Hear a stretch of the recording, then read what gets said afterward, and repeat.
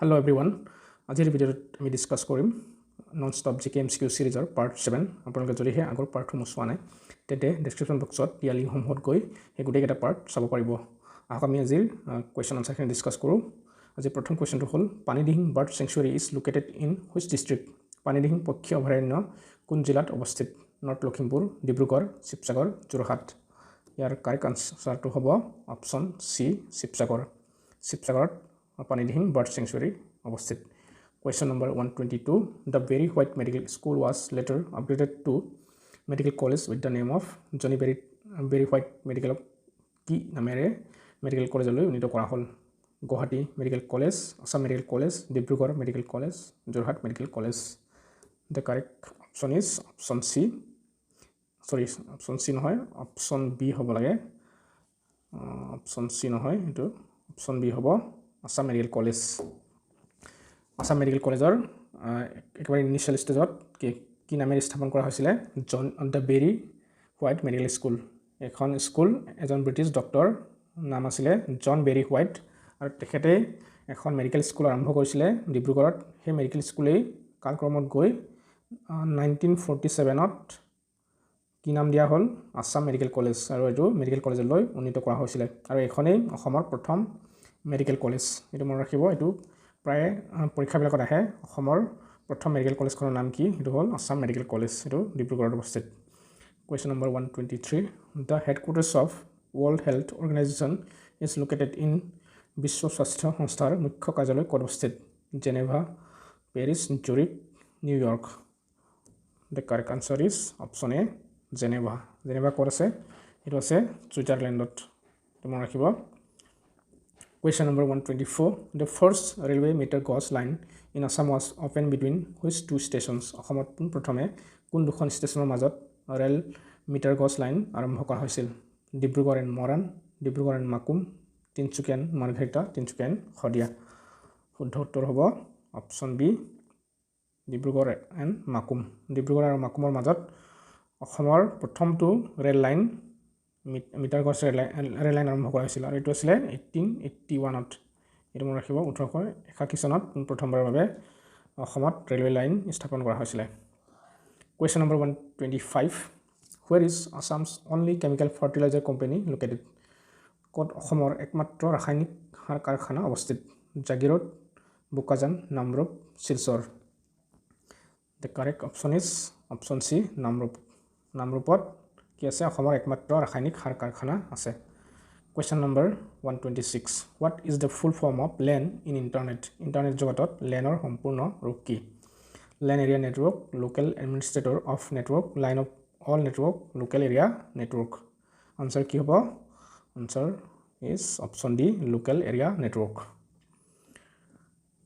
next question what is the capital of Qatarৰ ৰাজধানী কি Abu Dhabi দোহা Muscat Riyadh শুদ্ধ উত্তৰ হ'ল অপচন বি দোহা কাটাৰৰ ৰাজধানী দোহা আৰু বাকিখিনি আপোনালোকে জানি থক আবু ধাবি ক'ৰ হয় আবু ধাবিটো UAE ৰাজধানী হয় মাস্কেটটো হ'ল ওমানৰ ৰাজধানী মাস্কেট আৰু ৰিয়াদটো হ'ল সাউদি আৰবিয়া ৰাজধানী কি হয় ৰিয়াদ এই গোটেইকেইটা আপোনালোকে মনত ৰখাৰ দৰকাৰ কিয়নো এইবিলাকো অহাৰ সম্ভাৱনা আছে Question number 128 What is BrahMos কি A bullet train a supercomputer supersonic cruise missile a robot The correct answer is option C supersonic missile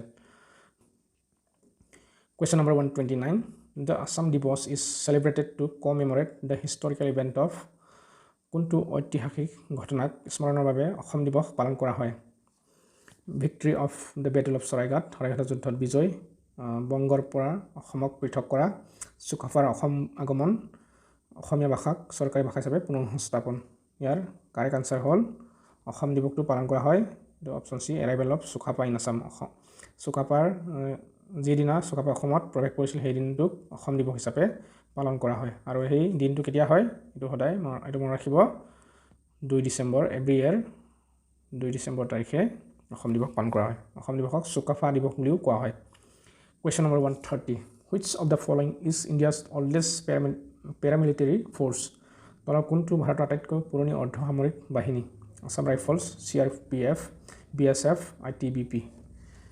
The answer is option A, Assam Rifles. Assam Rifles to ভাৰতৰ আটাইতকৈ পুৰণি অৰ্ধসামৰিক বাহিনী হয়। আৰু এইটো কেতিয়া স্থাপন কৰা হৈছিলে? Assam Rifle is India's oldest paramilitary force established in 1835. 1835 চনতে ব্ৰিটিছৰ দিনতে এইটো প্ৰতিষ্ঠা কৰা হৈছিলে। Question number 131. Which of the following is not a greenhouse gas? তলৰ কোনটো greenhouse gas নহয়? Hydrogen, carbon dioxide, methane, ozone. The correct answer is option A, hydrogen. Hydrogen gas to greenhouse gas নহয়. Question number 132. What kind of bulbs are considered eco-friendly? কোনবোৰ বাল্বক eco-friendly bulb হিচাপে গণ্য কৰা হয়? CFL, LED, halogen, dim light bulb. ইয়াৰ শুদ্ধ উত্তৰ হ'ল option B, LED বাল্ববিলাকক ইকো-ফ্ৰেণ্ডলি বাল্ব হিচাপে গণ্য কৰা হয়, কিয়নো এইটো LED বাল্ববিলাক খুবেই এনাৰ্জি এফিচিয়েণ্ট হয়।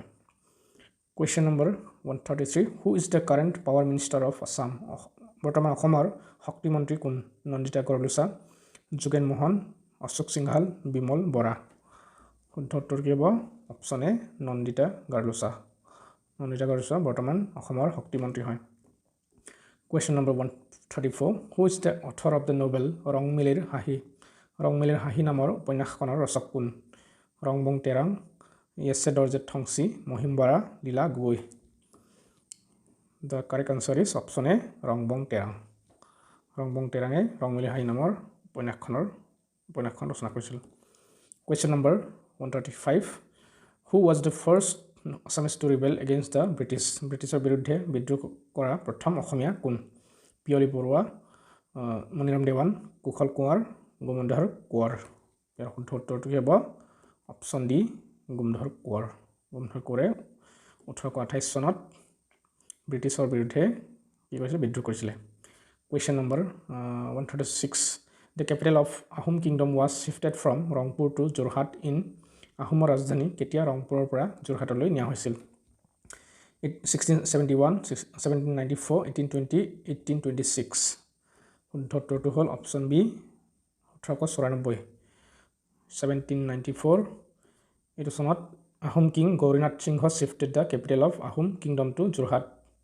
গৌৰীনাথ সিংহই, আহোম ৰজা গৌৰীনাথ সিংহই কি কৰিছিলে? আহোমৰ ৰাজধানী ৰংপুৰৰ পৰা যোৰহাটলৈ নিছিলে। Next question. Which is list populated state in north east India? উত্তৰ পূব ভাৰতৰ আটাইতকৈ কম জনসংখ্যা থকা ৰাজ্য কোনখন? অৰুণাচল প্ৰদেশ, মিজোৰাম, মণিপুৰ, ছিকিম। ইয়াৰ শুদ্ধ উত্তৰটো হ'ল অপশ্যন ডি, ছিকিম। ছিকিমৰ জনসংখ্যা আটাইতকৈ কম গোটেই নৰ্থ ইষ্ট ষ্টেটত।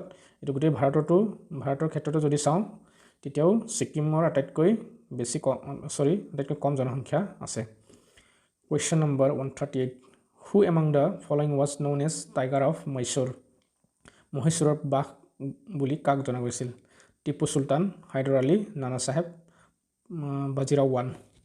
ইয়াৰ শুদ্ধ উত্তৰ হ'ল অপশ্যন এ, টিপু চুলতান। টিপু চুলতানক মহীশূৰৰ বাঘ অৰ্থাৎ টাইগাৰ অফ মাইচুৰ বুলিও জনা গৈছিল। Next question. Himanta Biswa Sarma is the chief minister of Assam. Himanta Biswa Sarma অসমৰ মুখ্যমন্ত্ৰী। এইটো কেই নম্বৰ মুখ্যমন্ত্ৰী হয়? অসমৰ 11, 13, 15, 17। ইয়াৰ শুদ্ধ উত্তৰ হ'ল অপশ্যন চি, 15।